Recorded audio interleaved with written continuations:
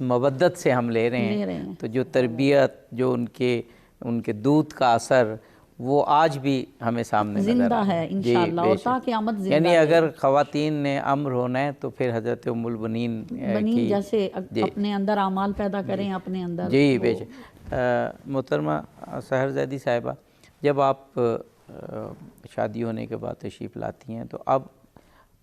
ہم بیٹوں کی تربیت کی بات کر رہے ہیں، 4 بیٹے،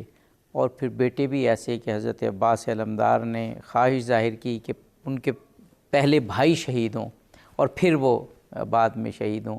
اور وہ 3 ان کے بھائی یعنی حضرت ام المؤمنین کے 4 بیٹے جس طرح سے امام حسین پر اور مقصد امام حسین پر اسلام کی راہ میں قربان ہوئے، وہ تو ہے ہی، لیکن جس طرح سے حضرات حسنین شریفین علیہم السلام کی اور حضرت زینب سلام اللہ علیہ کی آپ نے دل جوئی کی، اور میں کہوں گا ان کو پالا، وہ بھی ایک مثال ہے، جیسے ابھی محترمہ حفصہ سعید صاحبہ بھی ذکر کر رہی تھی۔ جی، ہمیں تواریخ میں باقاعدہ اتنے اشارے ملتے ہیں کہ جس میں ہمیشہ آپ نے بھی اور اپنی اولاد کو بھی یہی پیغام دیا کہ وہ اپنے ہر امر میں مقدم رکھیں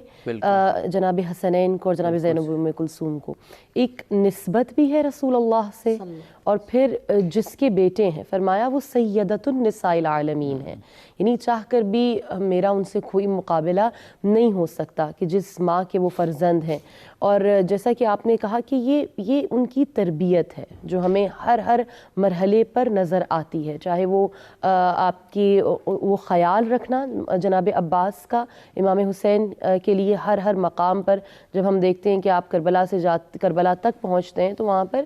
ہمیں پورے اس سفر میں، بلکہ اس سے پہلے بھی کئی مقام پر امام حسن کے دور میں بھی جب ان کے اوپر جب بھی کبھی حملہ ہو جاتا ہے یا ان کے دور امامت میں مشکلات کا سامنا ہے تو ہم دیکھتے ہیں سپر ہیں حضرت عباس کی ذات، اور یہ جو تمام تر آداب ہیں، یہ تمام تر باتیں ہیں، یہ جناب ام البنین سے ان کو مل رہی ہیں، جیسے کہ رسول اللہ کی السعید من سعد فی بطن امہ وشقی من شقا فی بطن امہ۔ تو جو آپ کی سعادت مندی ہے حضرت عباس کی اور ان کے بھائیوں کی، اور جذبہ فداکاری ہے، وہ تمام تر ہمیں بطن جناب ام البنین سے اور آپ کی تربیت سے ملتا ہے۔ بے شک بے شک۔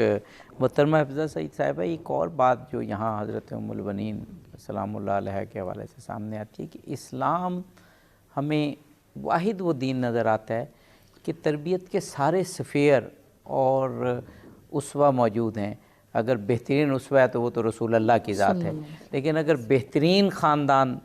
دیکھنے ہیں تو اہل بیت علیہم السلام ہے، بہترین بیٹے دیکھنے ہیں تو حسنین شریفین حضرت عباس اور ان کے بھائی ہیں۔